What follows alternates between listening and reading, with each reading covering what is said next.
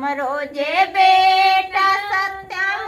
ऐसन बेटा होते उनके लागी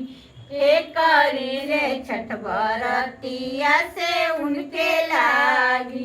हे करी ले छठ बरतिया से उनके। हमरो जे बेटी नमिता ऐसन बेटी होते उनके लागी हमरो जे बेटी समानता ऐसन बेटी होते उनके लागी हमरो जे बेटी आकांक्षा ऐसन बेटी होते उनके लागी हमरो जे बेटी स्नेहा ऐसन बेटी होते उनके लागी हमरो जे बेटी महिमा ऐसन बेटी होते उनके लागी हमरो जे बेटी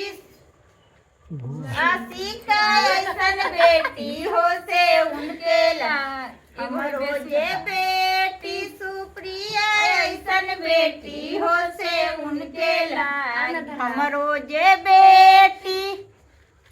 ननकी ऐसन बेटी होते उनके लागी हे करी ले छठ बरतिया से उनके लागी